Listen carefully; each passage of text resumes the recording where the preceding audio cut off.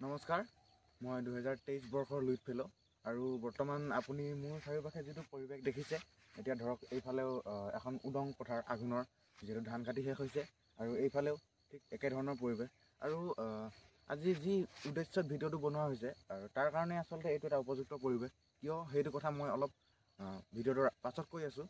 আৰু এতিয়া বৰ্তমান আমি আপোনালোকক জনাবলৈ বিচাৰিছোঁ যে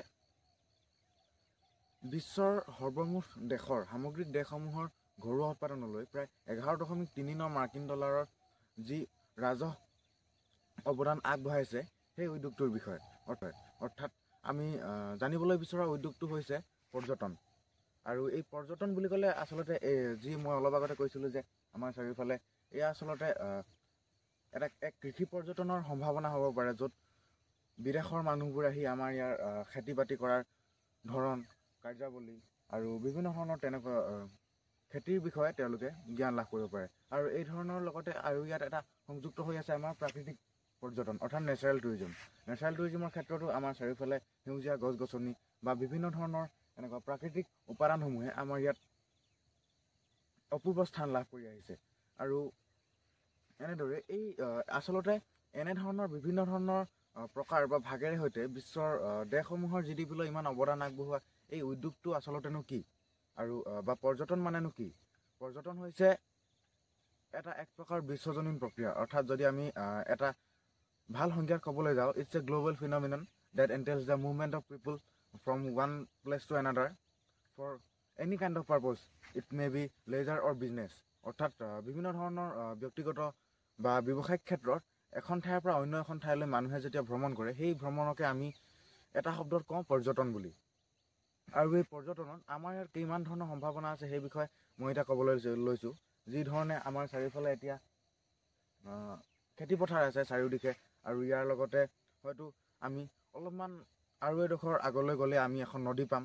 সেই নদীৰ চাৰিওফালে এটা পৰ্যটন ৰিভাৰ ৰাফটিং, বা আৰু তাৰ অলপ আগলৈ গ'লে হয়তো আমি এখন পাহাৰ পাম।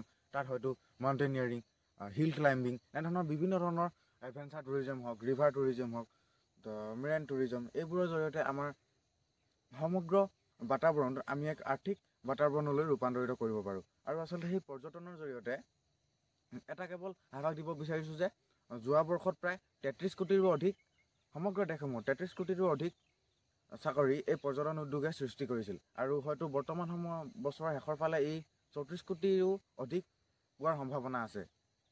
গতিকে এই পৰ্যটন উদ্যোগনো আচলতে কি? এতিয়া যদি আমি চাবলৈ যাওঁ, একদম সম্পূৰ্ণৰূপে ঘৰুৱা ভাষাত এই কথাবোৰ পতা হৈছে। গতিকে যদি এতিয়া আমি চাবলৈ যাওঁ যে ইয়াত হ'ব বৰ্তমান এজন যুৱকে বা তেখেতে আমাৰ বিদ্যালয়সমূহত বৰ্তমান ক্লাছ 9ৰ পৰাই পৰ্যটনৰ উদ্যোগক এক বৃত্তিমূলক বিষয় হিচাপে প্ৰৱৰ্তন কৰা হৈছে। আৰু ক্লাছ 9 আৰু 10ত সম্পূৰ্ণৰূপে উত্তীৰ্ণ হোৱাৰ পাছত এখন মাৰ্কশ্বিট প্ৰদান কৰা হয় আৰু চাৰ্টিফিকেট দিয়া হয়। আৰু ইয়াৰ পাছত 11-12তো এনেদৰে এখন চাৰ্টিফিকেট দিয়া হয়। আৰু এই টুৰিজিম এণ্ড হস্পিটেলিটি এই ছাবজেক্ট লোৱাজনে সেই ক্ষেত্ৰত তেওঁ আগবাঢ়ি যাব পাৰিব, বা সেই 18 বছৰ হোৱাৰ পাছতে সেই চাৰ্টিফিকেট দুখনৰ জৰিয়তে তেওঁ বিভিন্ন ক্ষেত্ৰত এপ্লাই কৰিব পাৰিব। আৰু এতিয়া আচলতে টুৰিজিম ক্ষেত্ৰত তেওঁ কি ক্ষেত্ৰত এপ্লাই কৰিব, আমাৰ প্ৰশ্নটো আহিব সেইখিনিত। এতিয়া তেখেত পোনপ্ৰথমতে তেখেত এজন ট্ৰেভেল গাইড হ'ব পাৰে। অৰ্থাৎ তেখেত উদাহৰণস্বৰূপে আমাৰ বৰ্তমানৰ যি বিশ্ব ঐতিহ্য ক্ষেত্ৰ শেহতীয়াকৈ ঘোষিত চৰাইদেউ মৈদাম, সেই মৈদাম সম্পৰ্কে তেখেতে পৰ্যটকসকলক তথ্য প্ৰদান কৰিব পৰাকৈ এজন সমল ব্যক্তি হ'ব। অৰ্থাৎ তেখেত এজন টুৰিষ্ট গাইড। আৰু এনেদৰে আৰু এটা হ'ব তেখেত ট্ৰেভেল মেনেজাৰ। অৰ্থাৎ কোনো এটা কোম্পানী বা নিগমে যেতিয়া মানুহক পৰ্যটনৰ ক্ষেত্ৰত বিভিন্ন ধৰণৰ পেকেজ আগবঢ়ায়, যিটো আমাৰ টুৰিজিমৰ ভাষাত এনেদৰে পেকেজ বুলি কোৱা হয়, সেই পেকেজ আগবঢ়োৱা হয়, সেই ক্ষেত্ৰত তেওঁ বিভিন্ন ধৰণৰ পৰিচালনা কৰিব পাৰিব। বা তেখেত এজন টুৰ অপাৰেটৰ হ'ব পাৰে, যিয়ে ভ্ৰমণটো কেনেদৰে বা আইটিনাৰী কেনেদৰে প্লেন কৰা হ'ব সেই সম্পৰ্কে তেখেতে কাম কৰিব। আৰু ইয়াৰ দৰে অন্য এজন হ'ব পাৰে হয়তো ট্ৰেভেল ব্লগাৰ, যিয়ে বিভিন্ন ধৰণৰ ঠাই পৰ্যবেক্ষণ কৰিব পাৰে আৰু সেই সম্পৰ্কে তেখেতৰ ব্লগত বা বিভিন্ন ধৰণৰ নিউজ পেপাৰ ইত্যাদিৰ জৰিয়তে তেখেতে উপাৰ্জন কৰিব পাৰে। আৰু ইয়াৰ জৰিয়তে আছে পাইলট বা কো পাইলট, যিসকলে মানুহক এখন ঠাইৰ পৰা অন্য এখন ঠাইলৈ লৈ যাব। আৰু ইয়াৰ জৰিয়তে ফ্লাইট এটেণ্ডেণ্ট, যিসকলে উৰাজাহাজ বা আকাশীযানত যাত্ৰীসকলক সেৱা আগবঢ়াব। এনেদৰে বিভিন্ন ভাগৰ বিভিন্ন প্ৰকাৰৰ চাকৰিৰ সৈতে বৰ্তমান পৰ্যটন উদ্যোগ হৈছে অতি বৈচিত্ৰ্যময় এটা উদ্যোগ বা it's a very vast and diverse industry but less popular in our locality or in our Assam. So' গতিকে এতিয়া ক'বলৈ হ'লে এইটো ক্ষেত্ৰত আমি কাম কৰাৰ সুযোগ সুবিধা যথেষ্ট আছে, সম্ভাৱনা আছে।